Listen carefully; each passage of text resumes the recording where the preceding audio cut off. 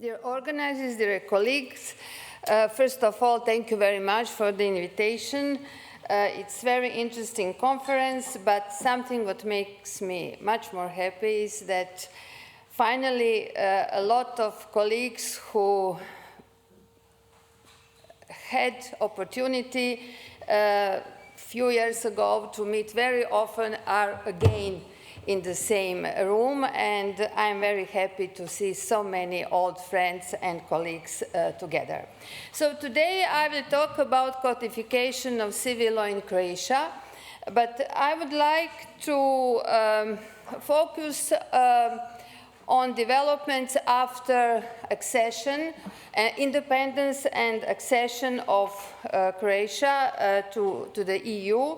A lot has been already said about developments in former Yugoslavia and in all Yugoslavias we had. So I will focus only on civil law reform after independence and during the accession process. And also I would like to point some challenges.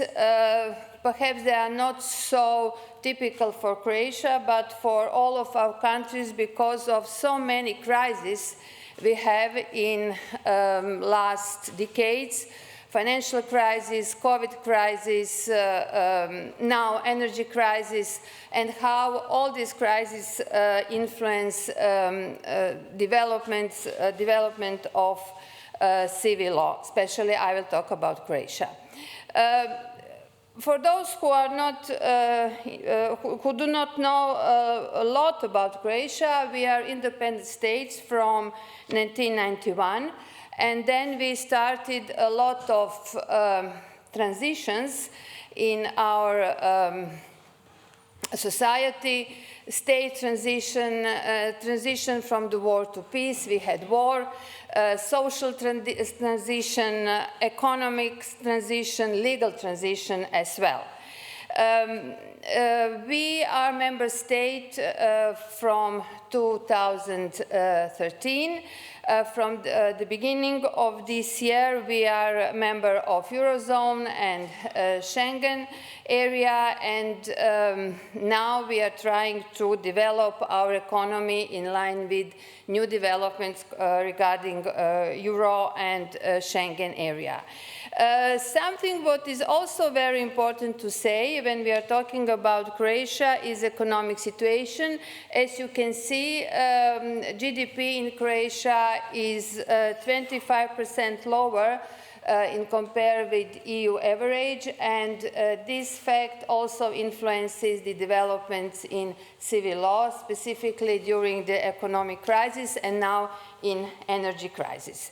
So after independence, there was a lot of challenges for Croatia, and as you can see, one of the challenges was, of course, legal challenge, because we have to harmonize our law with EU law, and we have to recodify a lot of pieces of civil law legislation we had in socialist time.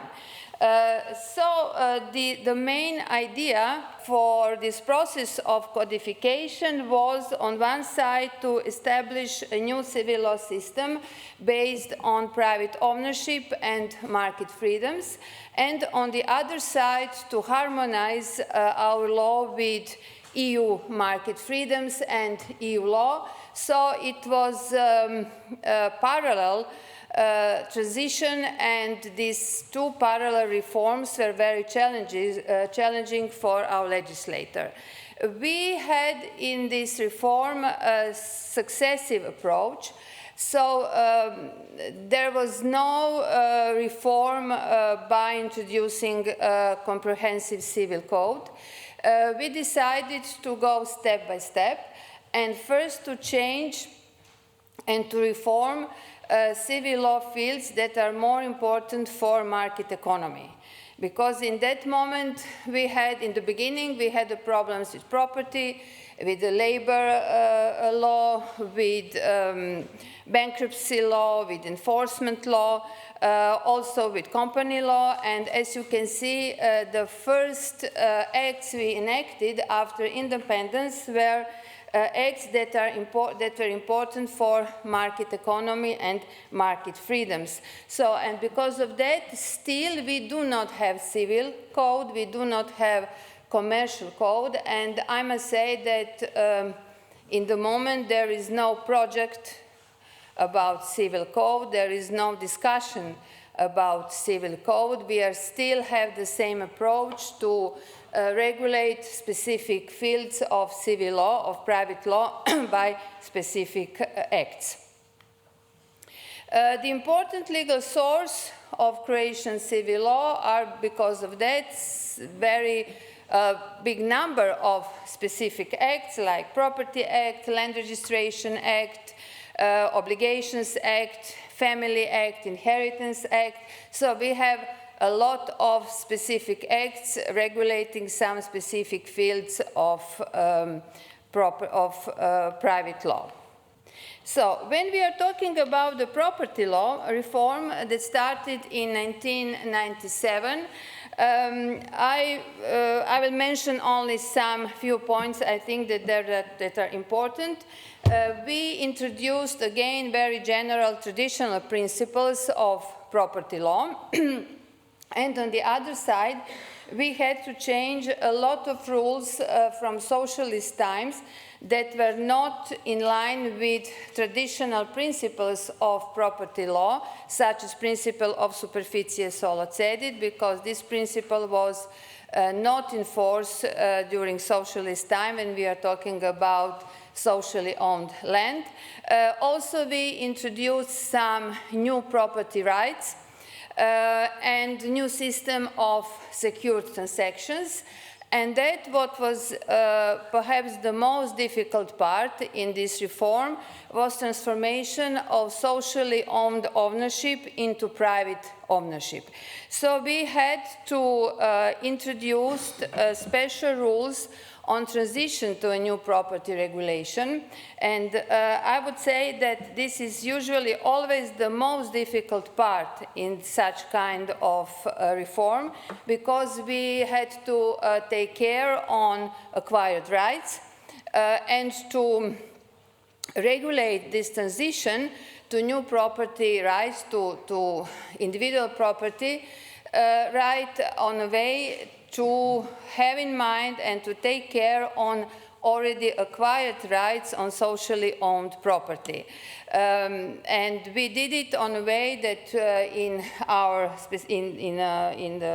at the end of our Property Act, there are specific rules that say that those who had some specific rights on socially owned property are now owners. Now they have property rights on land or movables in socially owned property. The same was also with the re-establishment of superficie solo cedit principle, because in that cases we also had to take care on rights that individuals already had on flats or buildings built on socially owned land. So it was very complicated, and we still have a lot of problems in practice concerning this regulation.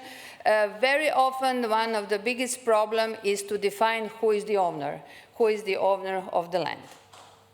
The second part of property law reform was adjustment to EU law about market freedoms, because we had to change our rules, our very specific rules on acquisition of land by foreigners.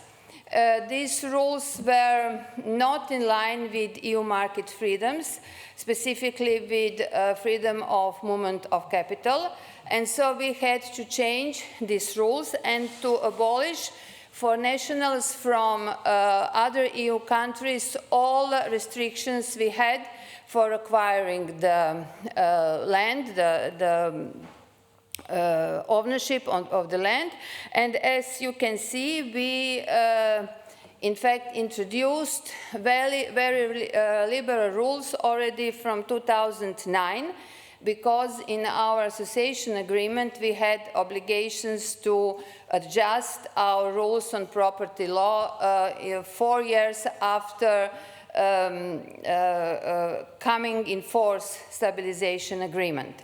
The only excluded sector in this moment for EU nationals is agricultural land, but this sector is excluded till the beginning of July this year, so it was something what was negotiated and what was put in accession treaty, and after July 2023 we have to apply the same non-discriminatory rules also for nationals from other EU countries regarding acquisition of agricultural land.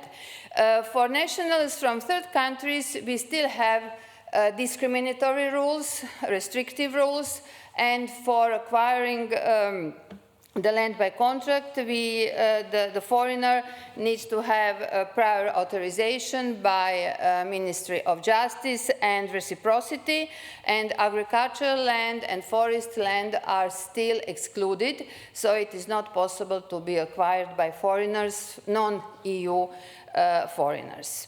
So this is something what perhaps we can discuss later. When we are talking about obligation law reform, since 2006 we have enforced the new Obligations Act, very similar to previous one, as Professor Dudas already said. And in fact, this Obligations Act is based on very traditional, very classical obligations principles. And something what perhaps is interesting to say, that we have no commercial code. So in our Obligations Act we have so-called monistic approach, so the same rules for civil and commercial contracts, with some exceptions for commercial contracts. The general part of Obligations Act, because we have no civil code, we have no general part of civil code, is often used as general part for private law in general. The biggest novelty, as Professor Dudas already said, in our obligations law reform is a shift from so-called subjective concept to the objective concept of non-material damage. So in the old Obligations Act, there was a rule that non-material damage was defined as pain, mental pain or physical pain, but now non-material damage is violation of rights of personality. These rights are defined in Obligations Act. It's one open list, and it means that now it is possible to sue for non-material damage also in the cases when there was no pain. There was no physical pain, because it is enough to prove violation of rights of personality. When we are talking about family and inheritance law reform, I will not go in detail. I just want to say that we have a specific act on same-sex union act partnership, and this act is in fact in line with Family Act and Inheritance Act. And as you can see, when we are talking about matrimonial property regime, the same rules apply to all these unions, so to marriage, to extramarital union, to same-sex union. We made some changes, and now the form of common property is co-ownership with equal shares, so it's a little bit different in compared with old rules we have. And in inheritance law, I must say that spouse or extramarital partner or same-sex partner is equal when he or she inherits with children of deceased person. And in the second class, we have new rules in compare with all inheritance act from former Yugoslavia, that in fact the spouse has priority over brother and sister of deceased person. So if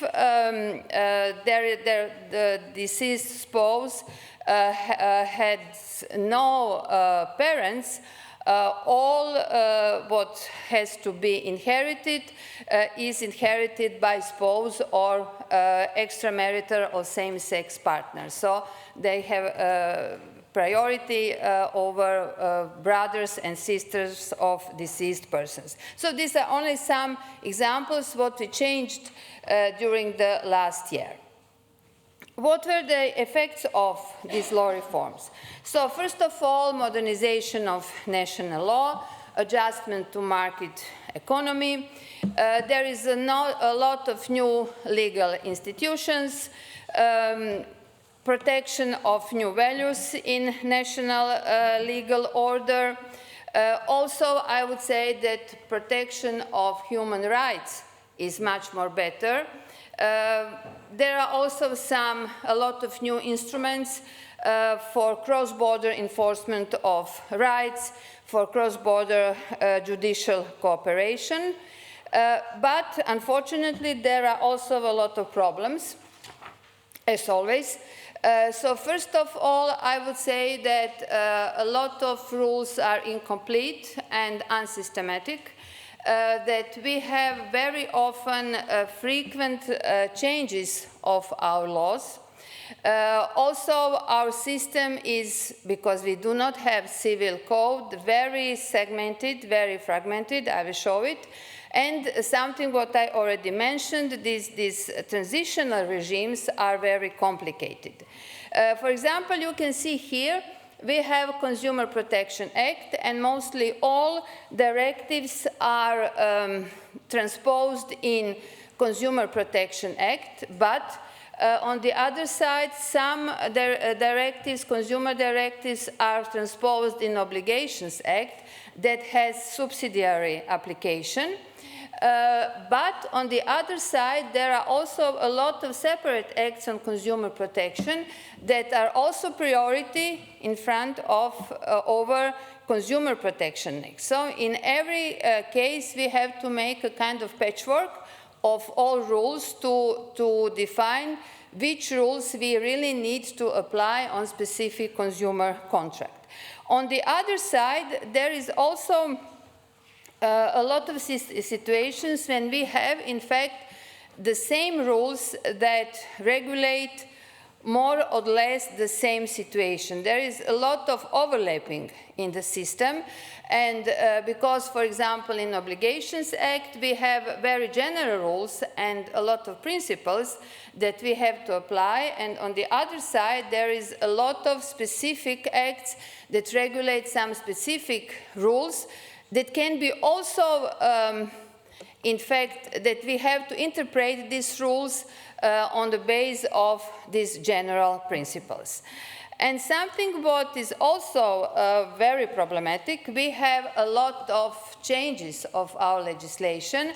For example, here you can see how often we change some of our acts. Especially, we often change our Civil Procedure Act, but also many other substantial laws we changed very often. It's not only because of harmonization with EU law. It's very often because we are, I would say, still in research, in search for effective remedies for protection of individual rights. And because of that, there is, as you can see, a lot of changes in civil law. There are also problems with understanding of EU law principles, with undeveloped legal and economic infrastructure. There are also some problems with knowledge and awareness of individual rights conferred by EU law. For example, here you can see these are Consumer Scoreboard 2023, and unfortunately, Croatia is almost on the last place when we are talking about the level of knowledge of consumers about their rights. And it's a lot above the European average, so this is something what is perhaps not a legal problem, but it's a problem of education and of lack of information for consumers about their rights. And something what I would like to stress on the end is that there are also a lot of changes in civil law system because of so different crises we had, not only Croatia, but the whole world, Europe, when we are talking about financial crisis, about COVID crisis, about energy crisis we are facing now. And because of all these crises and needs to protect individuals, I think that in many countries, including Croatia, a lot of very traditional civil law rules have been changed. And all these crises show that in many cases it is not possible to interpret very traditional rules or principles such as pacta sunt servanda or clausula rebus sic stantibus on the same ways as it was before. So because of all these crises, there are a lot of new rules that in fact limit freedom of contract, that in fact influence on some traditional change of some traditional civil law institutes. I would say that, for example, datio insolutum, because of financial crisis in our country, there was some rules on mandatory datio insolutum in favor of consumers. Then there is a lot of new obligations for traders, new rights for citizens. There is also a lot of new measures for protection of homeless citizens, insolvent citizens, some new instruments against insolvency, for example, personal bankruptcy. This is something what is quite new. New rules on access to services of general interest, where freedom of contract is limited. In favor of consumers and against traders, suppliers. And here are only a few examples from Croatia that shows that on one hand, judicial practice had to change the way of interpretation of some very traditional rules. For example, here are some examples about interpretation of rules on prescription because of protection of unfair contract terms for consumers and because of collective redress that was used as an instrument for protection of consumers. Our Supreme Court changed the interpretation of counting of limitation period and connected this with initiation of civil proceedings. Or, for example, because of financial crisis, specifically because of consumer credits in Swiss francs, a specific law was enacted on conversion of credits in Swiss francs to euros. That was again a limitation of freedom of contract and new rules about the new legal obligations for creditors, credit institutions. Also, because of COVID crisis, there was also a lot of new rules on enforcement proceedings, on suspension or bankruptcy proceedings. Now we have new rules on prices for energy. So it's again a kind of limitation of freedom to contract, because government decided to fix the prices of some energy for consumers. So we can see that although in the very beginning, when we started with our reform, and when we based our reform on very traditional civil law principles, freedom of contract, party autonomy, that now, because of all this crisis, in fact, we changed the concept of many civil law rules, and that in the moment we have much more mandatory rules, not only because of crisis, I think also because of EU law, because EU consumer law is more or less mandatory law. So EU harmonization with EU law also changed the nature of contracts rules. And after all these challenges in reform, I think that now it's a time for reform, recodification of civil law, that now we have to reconsider how to put all these rules again together, how to make a new system of civil law codification. I think that we need to discuss how to make optimal relation between dispositive and mandatory rules, between protection of some specific social values, what is the optimal level of generality when we are talking about civil law rules. And something what I think that it is very important when we are talking about further developments of civil law is how to achieve effective enforcement of individuals' rights. I think that in Croatia, at least in Croatia, it is one of the biggest problems, because we have we need not only excellent civil law rules, but we also need good remedies, procedural rules to enforce rights that are guaranteed by civil law. Thank you very much for your attention.